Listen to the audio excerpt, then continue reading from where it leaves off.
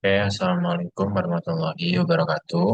Perkenalkan, nama saya Dimas Brotowali Hidayatullah dengan akhiran NIM 081. Di sini saya akan mempresentasikan tugas ujian akhir semester dari praktikum pengujian perangkat lunak. Di sini itu saya akan menjelaskan eh, 9 modul dari modul 1 sampai modul 9.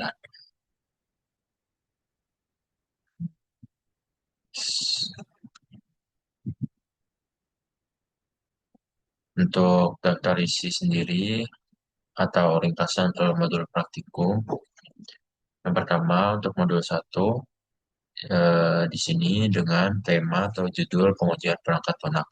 Kemudian untuk modul 2 yaitu perancangan dan instalasi environment. Kemudian untuk modul 3 yaitu black box test case. Kemudian untuk modul 4 yaitu white box test case. Kemudian untuk modul 5 yaitu automation atau pengantar PHP unit.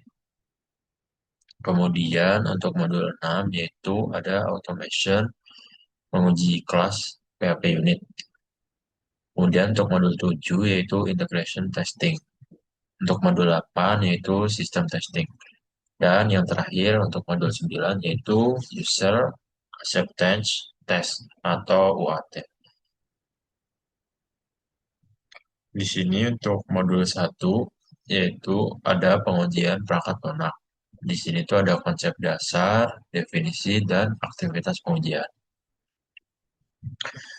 Eh, Modul 1 konsep dasar pengujian untuk definisi software testing. Yang pertama itu ada Myers pada tahun 1976. Software testing adalah proses mengeksekusi program untuk mencari kesalahan, defect, atau error. Kemudian ada Hetzel pada tahun 1988, yaitu menjelaskan software testing merupakan proses membentuk kepercayaan bahwa program dapat melakukan yang diharapkan. Kemudian ada di Castra, yaitu pada tahun 1972.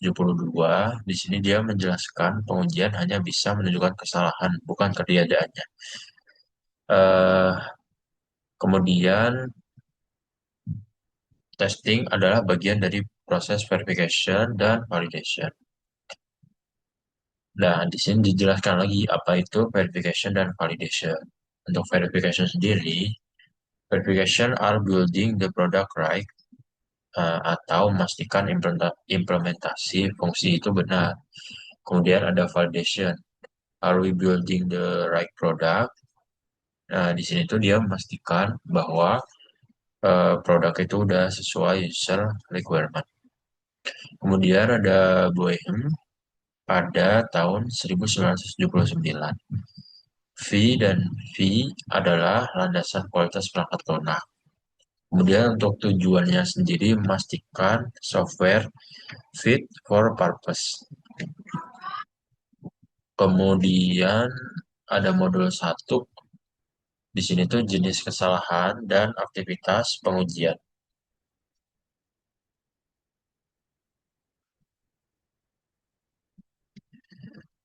Yang pertama ada fault, bug, dan defect. Sumber terjadinya kesalahan pada kode, misal fungsi call interest. Kemudian kesalahan kedua yaitu software error, yaitu status sistem yang tidak sesuai. Jika tidak diperbaiki, menyebabkan failure.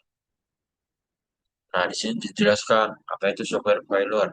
Software failure merupakan perilaku aplikasi yang tidak sesuai requirement specification. Eh, Alurnya itu ada fault, error, dan failure. Kemudian ada aktivitas perencanaan, perencanaan test case, eksekusi, dan dokumentasi. Kemudian ada tingkatan, yang pertama ada unit testing, kemudian integration, system, dan yang terakhir user acceptance testing. Kemudian ada panduan efektif, mulai dari unit terkecil, testing in small, ke integrasi testing in large. Di sini ada modul 2 yaitu perencanaan, pengujian, dan environment. Di sini ada instalasi XAMPP, Composer, dan konfigurasi unit testing. Di sini tuh eh, di modul 2 instalasi environment, di sini tuh ada beberapa tools yang diinstal. Yang pertama yaitu XAMPP, yaitu Apache dan MySQL sebagai web server lokal. Kemudian ada Composer. Composer tuh dependency manager PHP. Di sini dia tuh open source, aktif sejak April 2011. Composer memungkinkan auto load class tanpa manual, include atau require. Kemudian ada repository Composer, packagex.org, lebih dari 83.000 package. Kemudian ada PHP unit atau framework unit testing untuk PHP. Di sini tuh ada langkah-langkah instalasi. Yang pertama, download dan install XMPP dari official site, kemudian set Apache dan MySQL dari XMPP Control Panel. Kemudian install Composer via Composer setup.exe. Kemudian verifikasi Composer main version di command prompt. Kemudian yang kelima ada install PHP unit, yaitu Composer require PHP unit / PHP unit. Kemudian yang keenam yaitu verifikasi dengan perintah PHP unit main version. Kemudian untuk output modul 2 ada test plan documentation. Di sini tuh output tugasnya yaitu dokumen test plan berisi perencanaan pengujian lengkap. Kemudian tujuan pembuatan dokumen yaitu menjelaskan isi dan peruntukan dokumen secara global. Kemudian ada ruang lingkup pengujian. Di sini tuh ada modul dan fitur apa saja yang diuji. Kemudian referensi yaitu SKPL dan DPPL sebagai rujukan. Kemudian ada overview system yaitu deskripsi umum perangkat lunak yang diuji. Kemudian ada SDM atau sumber daya manusia. Di sini tuh dia jumlah dan kemampuan penguji yang terlibat. Kemudian ada perangkat keras dan perangkat lunak, yaitu spesifikasi environment pengujian. Kemudian ada strategi dan metode. Di sini tuh teknik pengujian yang akan digunakan beserta jadwal. Kita lanjut ke modul 3 atau unit testing, black box, dan test case. Di sini tuh ada ECP, BVA, dan pembuatan kasus uji fungsional. Oke, untuk modul 3 sendiri yaitu metode black box testing. Yang pertama ada equivalence class partitioning atau ECP. Di sini tuh dia membagi input menjadi kelas-kelas ekuivalen. Satu kelas ekuivalen cukup diwakili satu kasus uji. Jika input berupa range, satu valid dan dua invalid. Kemudian ada jika input berupa harga khusus, satu valid plus dua invalid. Kemudian ada input beberapa himpunan, satu valid plus dua invalid. Kemudian jika input boolean, satu valid plus satu invalid. Kemudian ada boundary value analysis atau BVA. Di sini tuh fokus pada nilai-nilai di batas boundary suatu range. Melengkapi ECP, menguji nilai max dan minimal. Kemudian contohnya itu batas umur 17 tahun, ketika diuji 16 dan 17. Programmer sering tidak teliti pada nilai batas. Misal seharusnya lebih besar sama dengan, tapi ditulis lebih besar saja. BVA juga menghasilkan kasus uji urut dari domain output. Kemudian untuk modul 3 yaitu tabel test case. Contohnya di ATM Banking. Di sini tuh objek uji itu modul, fungsi, prosedur, dan komponen program. Contohnya password atau PIN ATM, 4 digit numerik, kondisi input range. Valid 00011111234987699. Ini tuh dia tepat 4 digit. Invalid ketika dia memasukkan 3 digit 000789555. Sudah kurang. Lebih ingat lagi kalau 2 digit yaitu 0011 atau 99. Jauh dari batas. Di situ ada kolom tabel modul, kasus uji, input, proses, expected output, real output, kesimpulan. Contoh barisnya login, validasi user plus password, kemudian ada ID, salah, PW, salah, kemudian sistem reject, tampil pesan error, kemudian sesuai. Kemudian untuk modul 4 sendiri yaitu unit testing, webbox, test case, eh, control program, cyclomatic complexity, dan baris pair testing. Di modul 4 ini dia tuh jelasin white box versus black box. Untuk penjelasan white box dan black box sendiri yaitu untuk white box testing itu memerlukan evaluasi terhadap shortcode program disebut structured based testing. Membentuk control program atau CFG dari kode cyclomatic complexity. Di sini tuh cyclomatic complexity-nya V, G sama dengan E minus N plus 2. Kemudian E itu jumlah edge, kemudian N itu jumlah node pada CFG, kemudian V, G menentukan jumlah independent path yang harus diuji. Kemudian ada black box testing. Di sini black box testing tidak melakukan akses shortcode, mengandalkan spesifikasi fungsional aplikasi. Sering disebut fungsional testing.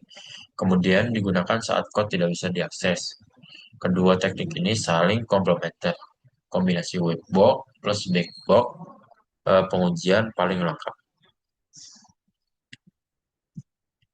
Kemudian modul 4 contoh CFG test case fungsi login. Eh, Fungsi login ada $username sama $password sama dengan V G sama dengan 10 min 9 plus 2 yaitu sama dengan 3. 3 itu independent patch yang harus diuji. Patch 1, 1, 2, 3, 4, 5, 8, 9, username benar, password benar, berhasil login. Patch 2, 1, 2, 3, 4, 6, 8, 9, username benar, password salah, gagal login.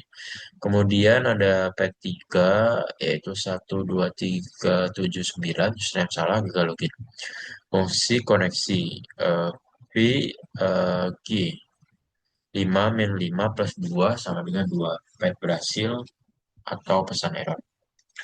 Conditional coverage. Setiap kondisi kalian diuji semua kemungkinannya T atau F. Kemudian untuk modul 5 yaitu automation unit testing atau pengantar unit PHP. Pengantar PHP unit. Di sini ada assertion, depends, dan data provider.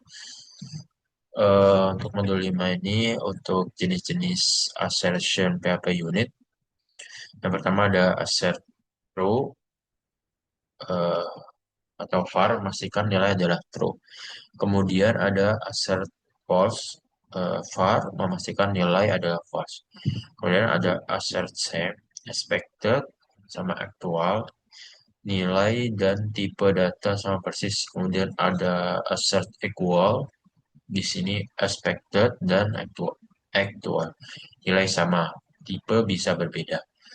Kemudian ada assert array has key, di sini menggunakan key dan array. Memastikan key ada dalam array. Kemudian ada expected output string, di sini yaitu teks, memastikan output yang dicetak sesuai. Kemudian PHP unit memiliki 90 lebih jenis assertion. Akses via this assert. Yang sering dipakai yaitu assert true, assert false, assert same, assert equal, sama assert array has key. Kemudian ada depends dan data provider. Depends yaitu pengujian berantai, memungkinkan satu tes bergantung pada tes lain. yaitu tes MT, tes push, tes pop. Jika tes MT gagal, tes push otomatis dilewati. Gunakan annotation slash bintang-bintang depends nama tes bintang slash. Hasil tes pertama diteruskan sebagai parameter berguna untuk menguji alur proses berurutan. Kemudian data provider multi data test menjalankan satu tes dengan berbagai set data.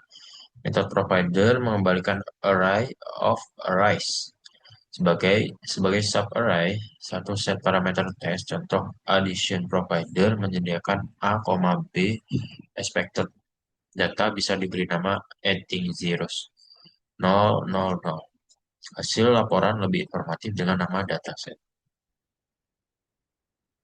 Kemudian untuk modul 6 yaitu ada automation unit testing. Menguji kelas PHP unit, stub, mock object, setup, dan teardown. Kemudian di sini tuh untuk modul 6, stub dan mock object, ada penjelasannya untuk stub sendiri yaitu objek dummy pengganti unit yang belum dibuat, kemudian tidak mengimplementasikan logika sebenarnya. Kemudian berikan return value constant. Kemudian stub itu dia this create mock my class sama dengan class. Kemudian ada stub method my method will return full berguna saat unit lain masih dalam development. Kemudian ada setup dan teardown. Setup dijalankan sebelum setiap test method. Digunakan untuk menginisialisasi objek yang diuji. Teardown dijelaskan sudah setiap test method. Digunakan untuk membersihkan resource set null. Memastikan setiap tes berjalan dalam kondisi bersih. Hindari set effect antar tes yang berbeda. Kemudian ada jenis pengujian kelas testable test. Di sini ada true atau false test, assert true dan assert false untuk properti boolean. Kemudian ada map test yaitu assert equals penjumlahan, assert greater than, assert less than or equal. Kemudian ada object test yaitu assert equal antara dua instance memastikan properti nama properti sama. Kemudian ada string test, assert string and with, assert string matches format. Kemudian array test yaitu assert array has key, first key array. Kemudian ada attribute test, assert class as attribute reset uh, attribute uh, assert class as attribute recently get class object. Kemudian ada file test yaitu assert file exist slash path to file.txt. Kemudian ada mix test yang menggabungkan beberapa jenis assertion dalam satu kelas test. Kemudian untuk modul 7 yaitu integration testing. Di sini pengujian antar unit, strategi penggabungan dan relasi antar komponen. Di sini ada strategi integration testing, ada top-down integration sama bottom-up integration. Untuk top-down integration sendiri, penjelasannya itu dimulai dari modul level atas ke bawah, tidak memerlukan test driver, membutuhkan banyak step untuk modul bawah. Keuntungan dari memakai top-down integration ini, yaitu validasi arsitektur lebih awal. Kekurangannya, staf butuh waktu untuk dibuat. Kemudian ada bottom up integration. Di sini dimulai dari modul level bawah ke atas. Tidak memerlukan start, membutuhkan test driver untuk simulasi. Keuntungannya modul dasar diuji lebih awal, sandwich, kombinasi top down, bottom up.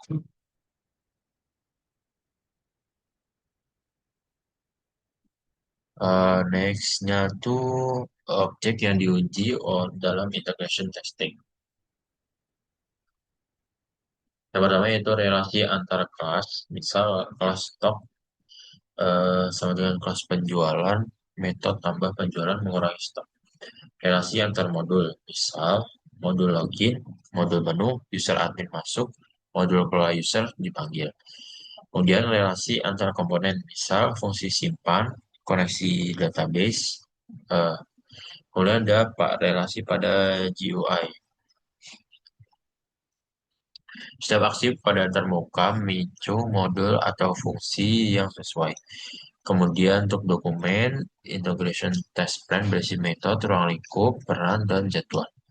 Eh, Kemudian ada kasus uji black box testing untuk verifikasi komunikasi antar unit. Semua unit yang digabungkan harus sudah lolos testing terlebih dahulu. Kemudian untuk modul 8 yaitu sistem testing, skenario, dan implementasi. Katalog Studio dan berbagai jenis pengujian sistem.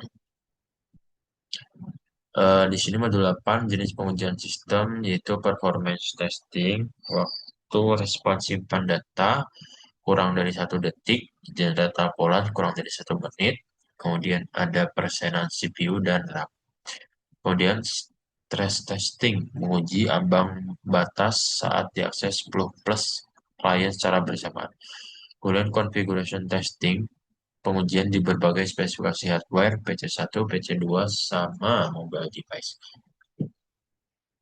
Security testing, SQL injection, hak akses tidak seluruhnya pengujian login. Recovery testing, apakah sistem dapat kembali ke kondisi sebelum terjadi kegagalan. Kemudian ada regression testing, saat memperbaiki bug, semua pengujian diulang dari awal. Kemudian ada tool, Catalan Studio, automation testing untuk web, mobile, dan desktop. Berbasis Selenium plus Appium. Kemudian ada Catalan Studio. Fitur dari Catalan Studio sendiri yaitu automation testing berbasis Selenium plus dan Appium. Kemudian mendukung web UI, mobile UI, API testing. Sejak versi 7.0, dia tuh Catalan Studio mendukung Windows Desktop atau WinApp Driver. Kemudian tersedia job progress dan log viewer. Kemudian ada script recording dan playback tanpa coding. Kemudian laporan pengujian otomatis. Langkah pengujian yang pertama yaitu download catalan.com/download. Kemudian install dari aktivasi akun Catalan. Kemudian konfigurasi browser untuk web UI testing. Kemudian buat atau buka sampel project. Kemudian pilih test case, run, pilih target browser. Kemudian analisa hasil di log viewer. Kemudian ada user acceptance test atau UAT. Ini pengujian akhir berbasis ekspektasi pengguna nyata. Konsep OAT sendiri yaitu definisi dan tujuan OAT, yaitu memastikan aplikasi bekerja pada tingkat yang dapat diterima pelanggan, pelaku, staf yang berdampak langsung oleh sistem, pengguna dengan pemahaman proses bisnis di areanya, individu yang bersedia bereksperimen dan sabar, kemudian menghasilkan tanda tangan persetujuan pelanggan, kemudian kesimpulan diterima, diterima dengan catatan, atau ditolak. Kemudian untuk dokumen UAT sendiri, hmm, ada tabel kandidat user, nama, departemen, area fokus, dan pengujian. Kemudian ada testing schedule, aktivasi, PIC, tanggal. Kemudian skenario use case data masukan yang diharapkan pengamatan. Survei non-fungsional, kemudian kemudahan penggunaan dipelajari. Kemudian ada pengujian keamanan, hak akses direct login, menu spiral. Kemudian pengujian form, validasi input, reset data, simpan data. Contoh di sini ada contoh tabel pengujian UAT pada login. Use case, login user, sampai pengujian, pendaftaran, dan pengecekan user terdaftar. Kemudian data normal, user ID plus nama plus password. Form tampil, data tersimpan, data diterima. Kemudian klik reset, semua field terhapus sesuai yang diarahkan diterima. Data salah, user tidak terdaftar AAA atau AAA. Sistem menampilkan login gagal. Diterima. User sudah terdaftar, mendaftar ulang.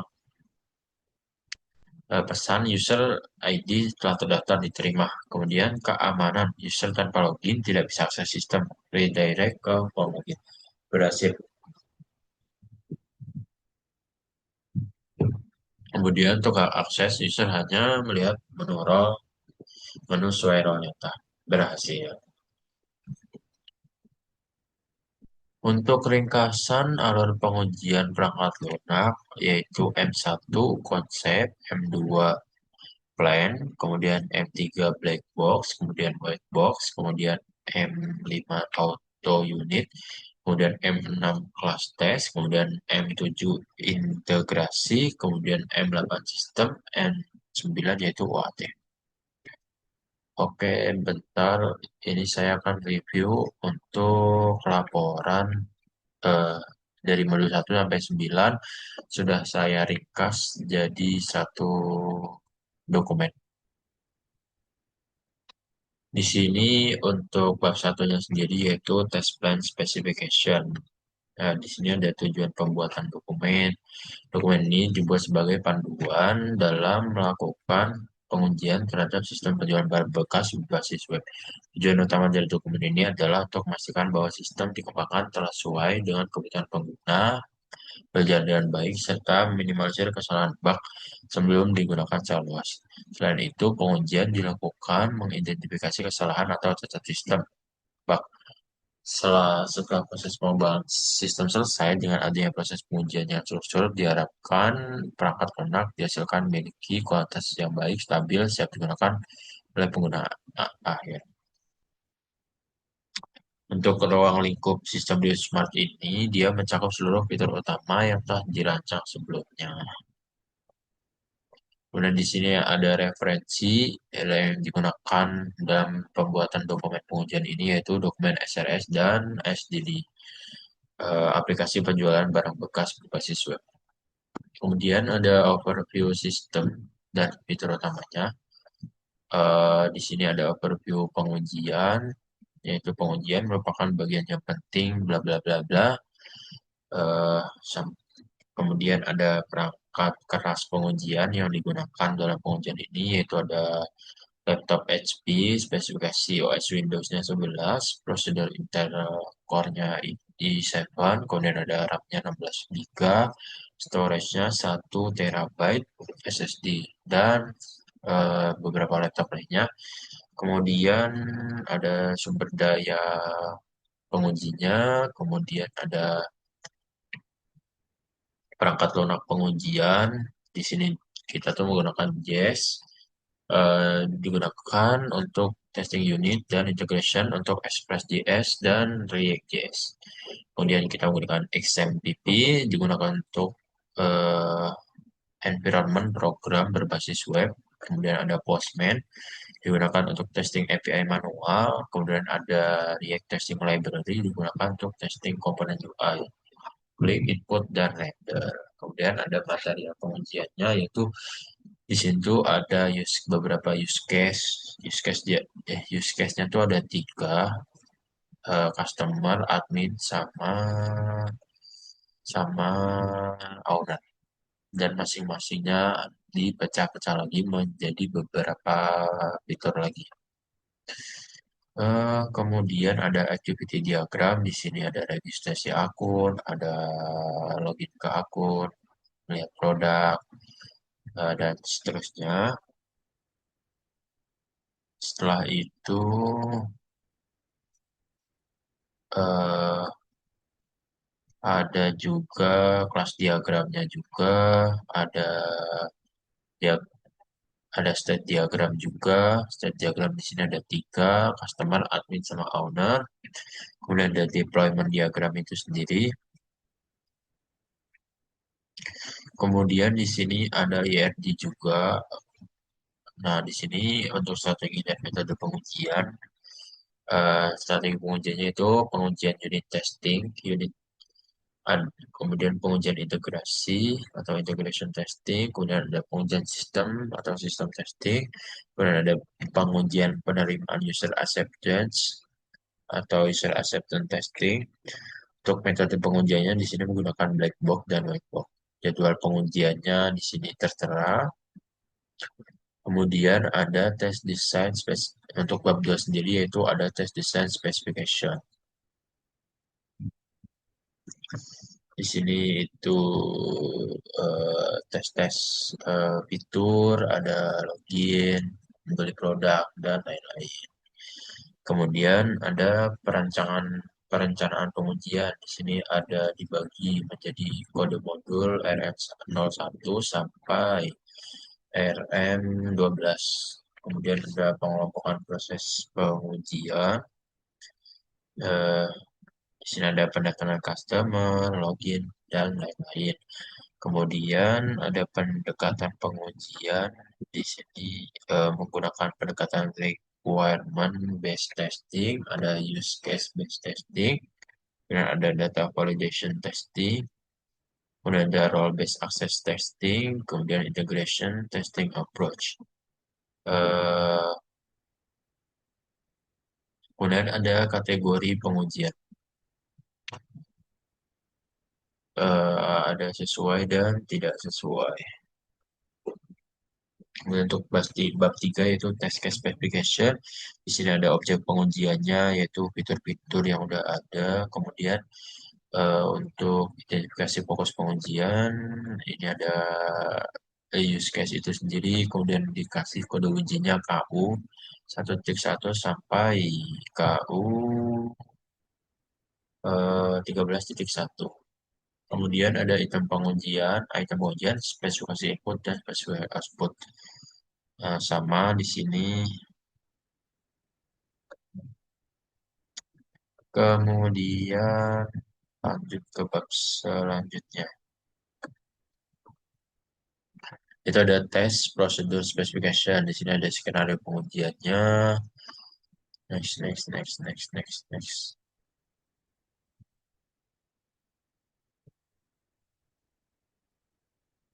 Kemudian di bab 5-nya yaitu laporan item pengujian atau test item transmittal report.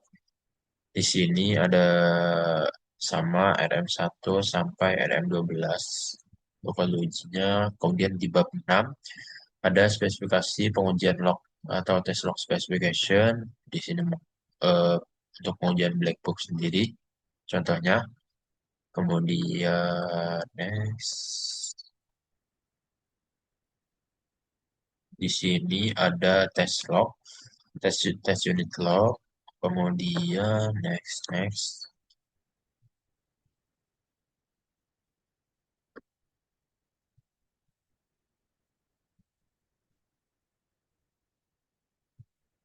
Kemudian ada pengujian log integrasi atau integration test log. Nextnya ada pengujian white box. Di sini ada pendaftaran customer dan lain-lainnya juga.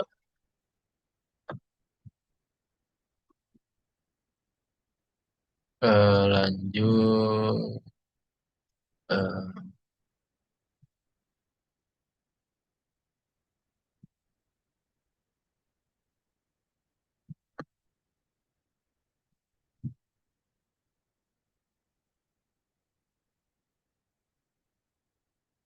untuk bab 7 sendiri yaitu test incident report. Nah, sini ada ringkasan laporan insiden, ada pajak, dan rata-rata tidak ada insiden. Di sini ada kode seluruh 50 kasus uji black box testing menghasilkan output yang sesuai dengan yang diharapkan. Kemudian untuk bab 8 sendiri yaitu pengidentifikasi laporan pengiriman tes item transmittal report.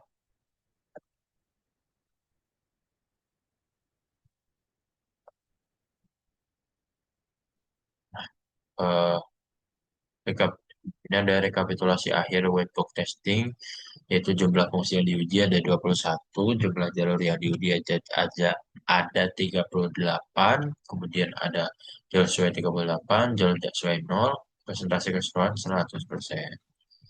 Secara keseluruhan, seluruh pengujian webbook testing terhadap 21 fungsi service pada backend sistem Smart menggunakan metode psychomatic complexity telah berjalan dengan baik. Eh, Terima kasih. Eh, itu dari saya, kurang lebihnya mohon maaf. Eh, Wassalamualaikum warahmatullahi wabarakatuh.